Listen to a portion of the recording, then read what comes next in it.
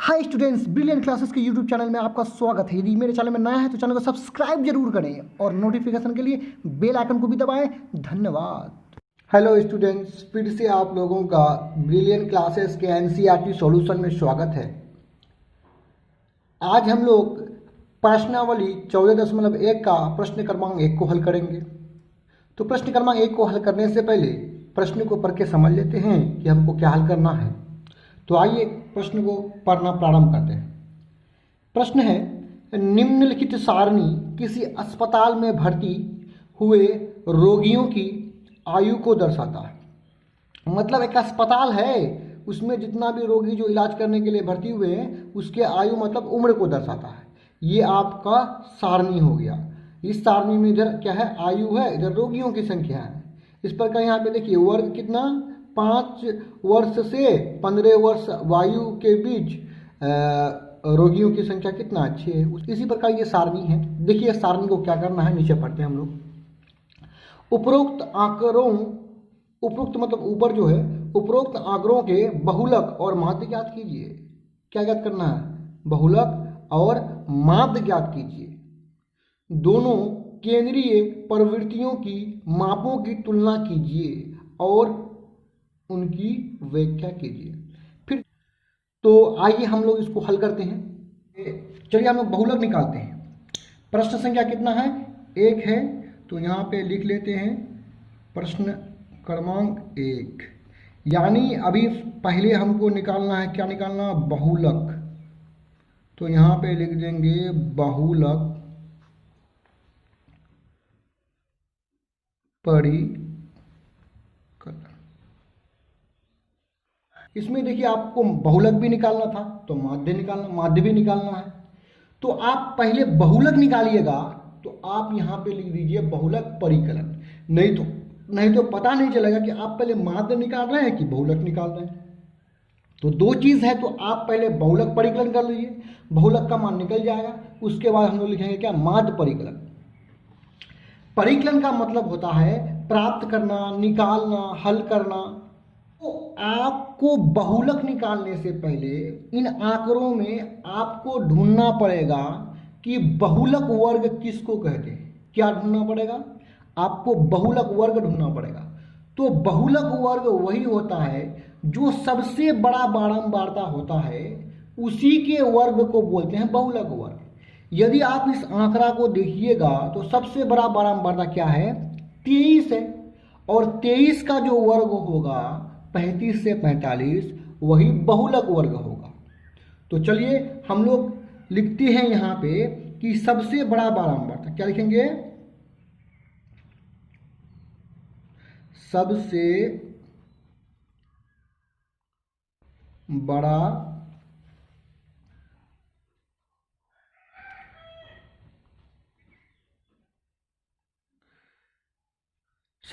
बारंबारता आपका क्या है, 23 है। और बहुलक वर्ग हो जाएगा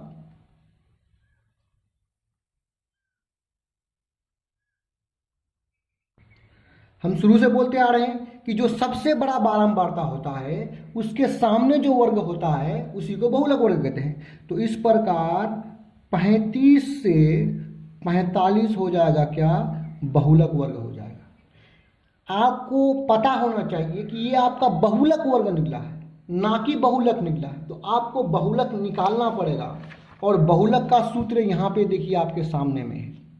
बहुलक बराबर होता है L plus F1 minus F0 बट्टा 2F1 minus F0 minus F2 into H।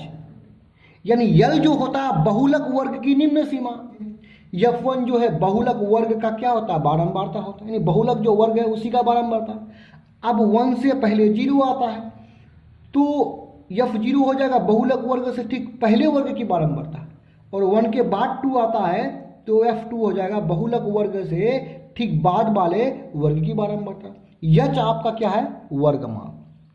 तो ये आप सूत्र को याद रखिएगा। ये सूत्र में जो L, F1, F0, F2, H देख रहे हैं, इसको आप बड़ा नहीं समझिए।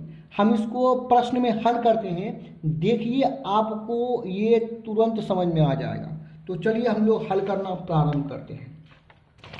तो इस फॉर्मूला का प्रयोग करने से पहले, ये बहुलक का फॉर्मूला का प्रयोग करने से पहले आपको ये जो मान देख रहे हैं L, F1, F0, F2, H, ये सारा चीज निकाल लीजिए। उसके बाद हम इस फॉर्मूला को लगाएंगे और बहुलक का मान निकाल लेंगे। तो आइए इसको सॉल्व करना आगे प्रारंभ करते हैं। तो आप जब फॉर्मूला को देखिएगा तो सबसे पहले क्या होता है, यल है। यल बराबर होता है बहुलक वर्ग की निम्न सीमा। निम्न सीमा उच्च सीमा समझ रहे हैं आप। तो यल बहुलक वर्ग, तो बहुलक वर्ग यहाँ है, बहुलक वर्ग की निम्न सीमा ये आपका 45 उच्च सीमा हो गया और 35 आपका निम्न सीमा हो गया। यानी यल हो जाएगा बहुलक वर्ग की निम्न सीमा अर्थात 35 होगा, यानी छोटका मान होगा बहुलक वर्ग का छोटा। अब हम लोग निकाल लेते हैं F1 निकालते हैं। याद रखिए हमेशा F1 बहुलक वर्ग की बारंबारता होती है। यदि यहाँ पे देखेंगे तो बहुलक वर्ग क्या है, 35 से 45। देखिए यहाँ पे 35 से 45 बहुलक वर्ग है। तो बहुलक वर्ग के ही बारंबारता को बोलते हैं हम लोग F1 बोलते हैं। यानी F1 हो गया आपका कितना। तो समझने के लिए हम लोग यहीं पे F1 कर दिए। आप F0 क्या होगा, आपको पता होगा कि 1 से पहले ना 0 होता है। पहले तो आप F1 क्या होगा, बहुलक वर्ग की बारंबारता, यानी जो बहुलक वर्ग है ना उसी के बारंबारता को F1 कहेंगे। आप F0 क्या होगा, जो बहुलक वर्ग है उससे ठीक पहले वर्ग की बारंबारता। आप ऐसे भी जानते हैं कि 1 से पहले ना 0 आता है, तो 1 से पहले इधर F0 हो जाएगा। F0 कितना हो गया, 21। अब अगला है F2। F2 का मान निकाल लीजिए। F2 का मान कैसे निकालिएगा, तो आप जानते हैं कि 1 के बाद 2 होता है, तो F2 इस पर होगा। यानी बहुलक वर्ग के ठीक बाद वाले वर्ग की बारंबारता क्या हो जाएगा, F2। तो F2 कितना, 14। यानी ये समझिए कि F1 होगा बहुलक वर्ग की बारंबारता, जो बहुलक वर्ग निकाले उसी की बारंबारता को F1 कहेंगे, यानी सबसे बड़ा मान को F1 कहेंगे। उसके पहले वाले वर्ग को F0, उसके बाद वाले वर्ग के बारंबारता को F2 कहेंगे। सिंपल सी बात है, क्योंकि 1 से पहले 0 आता है और 1 के बाद 2 आता है। इसको समझ गए हम लोग। चलिए अब हम लोग निकाल लेते हैं यच का मान। यच बराबर होता है वर्गमाप। और वर्गमाप कैसे निकालते हैं, किसी भी वर्ग के उच्च वर्ग सीमा में निम्न वर्ग सीमा को घटा देते हैं। यानी किसी भी वर्ग के या बहुलक वर्ग में ही हम लोग जो बड़का वाला मान है उसमें छोटा वाला मान को क्या कर देंगे, घटा देंगे। तो चलिए बड़ा मान क्या है, 45 है, माइनस छोटा वाला मान क्या है, 35, बराबर कितना हो गया, 10। अर्थात अब हम आसानी से सूत्र का प्रयोग कर सकते हैं, उसमें कोई दिक्कत नहीं है। तो चलिए बहुलक का सूत्र होता है, बहुलक बराबर हो जाएगा L plus F1 minus F0 बट्टा 2F1 minus F0 minus F2 into H। आपका ये बहुलक का सूत्र हुआ। अब हम लोग क्योंकि सब ये जो देख रहे हैं L, F1 सभी का मान हम लोग ऊपर में निकाल लिए हैं सबसे पहले। अब मान यहाँ से उठाकर इसमें रख देते हैं। तो L का मान कितना है, 35 प्लस F1 का मान 23, बीच में क्या है माइनस, F0 का मान कितना 21 है। चलिए पट्टा कर दिए। अब 2 तो सूत्र से आया है तो 2 तो लिखना ही पड़ेगा। 2 और F1 आपस में गुना है तो गुना कर दिए। F1 का मान कितना है, 23 है, बीच में क्या है माइनस है। F0 का मान 21 माइनस F2 का मान 14। अब इंटू यच है यहाँ पे, तो यच का मान आपने कितना निकाला है, 10 निकाला है। अब इस प्रकार हम लोग आगे बढ़ते चले जाते हैं। बराबर लिखेंगे 35 प्लस, थोड़ा सा बढ़ा लेते हैं, ऊपर तो घटेगा तो कितना बचेगा, 2 बचेगा। लेकिन यहाँ पे आप गुना कीजिए, ये दोनों को गुना कीजिएगा तो कितना हो जाएगा, 23 गुना 2 46 हो जाएगा। अब यहाँ पे क्या हो जाएगा कि -21 -14 इंटू एच। अब बराबर करेंगे 35, 2 46 है, -21 -14 आपस में जुट जाएगा तो जुट के कितना होगा -35 यानी गुना एच। चलिए बराबर लिखिए 35, ऊपर में कितना है 2 है, नीचे में 46 से 35 जाएगा तो कितना बचेगा, हाँ बचेगा 11 बचेगा, इंटू क्या है एच है। चलिए इधर जगह है तो हम लोग इधर आगे बढ़ जाते हैं, यानी 35 प्लस 2 गुना 10 20 हो जाएगा बट्टा 11। देखिए अब बट्टे का जोड़ से जोड़ लेते हैं हम लोग। यहाँ बट्टे का जोड़ के लिए हम लोग एलसीएम करेंगे तो 35 के नीचे कोई भी संख्या नहीं है, 20 के नीचे 11 है तो नीचे केवल 11 है तो 11 का एलसीएम 11 हो जाएगा। 35 के नीचे कुछ भी नहीं है तो 11 जाकर के 35 से क्या हो जाएगा गुना हो जाएगा। 11 35 से गुना होगा तो प्राप्त होगा 385। अब बीच में क्या है प्लस 11 एक कम 11, एक को 20 से गुना करेंगे तो 20 ही होगा। अब ऊपर वाले को जोड़ेंगे 385 प्लस 20 कितना हो जाएगा 405 बटा 11। अब 405 को 11 से भाग देंगे, जो प्राप्त होगा वही आपका होगा आंसर। हम लोग 405 को हम लोग 11 से भाग देते हैं, 11 33 कितना बचा 7 बचा 5 को उतारे, उसके बाद 11 छके 66, यहाँ एक धार लिए 15 15 में से 6 गया तो कितना बचा 9 बचा, ठीक है। और नहीं चलेगा तो 0.0, 11 8 88 कितना बचेगा 2 बचेगा। इस प्रकार इसका आंसर आया 36.8। बहुलक तो अब हम लोग निकाल लिए, अब हम लोगों को निकालना है माध्य निकालना है। तो इस प्रकार माध्य निकालने के लिए हम लोग 5 कॉलम को खींच लेंगे।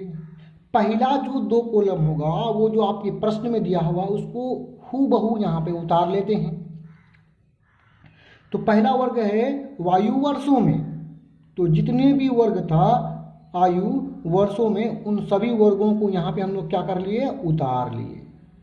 अब उसका सामने में जो जो भी बारंबारता है उसको उतार लेते हैं। तो अब आगे हमको इस मैथ को बनाने के लिए सबसे पहले निकालना पड़ेगा x का मान निकालना पड़ेगा। तो चलिए x का मान निकालते हैं। x का मान निकालने का वही तरीका है, दोनों को जोड़ करके 2 से भाग देंगे। तो दोनों को जोड़ेंगे तो कितना होगा 5 और 15 20, और 20 को 2 से भाग देंगे तो हो जाएगा आपका 10। उसी प्रकार 15 प्लस 25 हो जाएगा कितना 40 हो जाएगा। 40 को 2 से भाग देंगे, 40 को 2 से भाग देने पर 20 प्राप्त होगा। तो अब यहाँ पे हम ट्रिक पहले बता दिए कि 2 आप x का मान निकाल लीजिए, उसके बाद आगे इसी तरह बढ़ जाइए। यानी कितने के अंतर से आगे बढ़ रहा है, 10 में 10 जोड़े तब तो 20 हुआ, यानी 10 जोड़ना पड़ रहा है। तो 10 में 10 जोड़े तो 20, अब 20 में 10 जोड़ेंगे तो कितना हो जाएगा, उसी प्रकार 30 हो जाएगा। 30 में 10 जोड़िए 40, 40 में 10 जोड़िए 50, 50 में 10 जोड़ेंगे तो कितना प्राप्त होगा 60 प्राप्त होगा। आपको x के किसी मान को क्या मानना पड़ेगा a मानना पड़ेगा। तो आप a किसी भी मान को a मान सकते हैं, लेकिन हम लोग मध्य के मान को a इसलिए मानते हैं ताकि नेगेटिव और पॉजिटिव वाला संख्या ज़्यादा बड़ा छोटा नहीं हो। तो हम लोग बीच में हम लोग देखेंगे तो 30 और 40 ये दोनों ही बीच में है, तो दोनों में से किसी को आप a मान सकते हैं। तो चलिए हम लोग 40 को ही मान लिए a। अब 40 को a आपने माना तो यहाँ पे लिख दीजिए उसको माना। अब यहाँ पे आप h का भी मान निकाल लीजिए, क्योंकि फॉर्मूला में a और h दोनों का प्रयोग होगा, तो h का भी मान हम लोग यहाँ पे निकाल लेते हैं। h बराबर वही होता है उच्च वर्ग सीमा माइनस निम्न वर्ग सीमा, यानी किसी भी वर्ग में बड़ा वाला मान में छोटा वाला मान को घटा दो। तो हम लोग पहला ही वर्ग को लेते हैं। पहला वर्ग का बड़ा वाला मान क्या है 15 है, उसमें से छोटा वाला मान को घटा दिए, छोटा वाला मान इसका क्या है 5 है। तो घटाने पर प्राप्त कितना हुआ 10 प्राप्त। अब आइए u का मान निकाल देते हैं, वही जो हम लोग ट्रिक से बना रहे हैं। यानी जिसको a मान है उसके सामने वाला क्या हो जाएगा 0 हो जाएगा, उसका सामने वाला u का मान हो जाएगा 0। ऊपर जाने पर -1 -2 -3, नीचे आएंगे तो 1 2। अब u का मान निकाल लीजिए। अब इस कॉलम को हमको भरना है, तो यहाँ पे क्या है, एफ यू है, अर्थात एफ और यू आपस में गुना हो रहा है। तो आप देख रहे हैं कि एफ यहाँ पर है और यू वाला कॉलम ये है, तो दोनों को गुना कीजिए।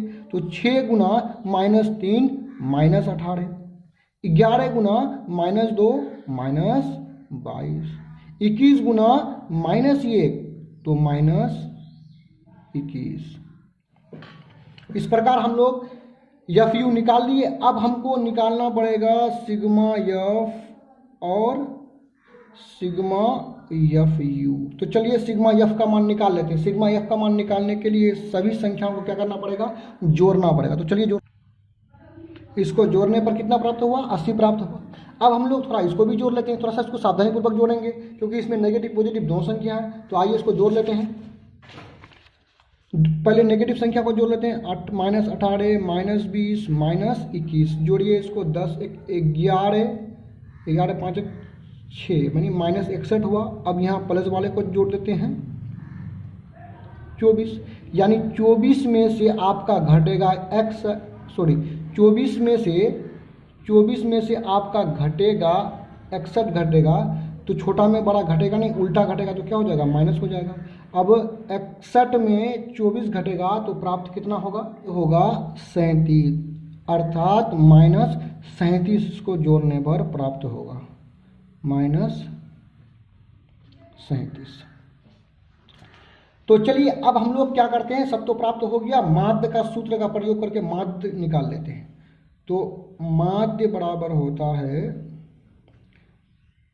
a plus sigma F you बट्टा सिग्मा एफ इंटू एच।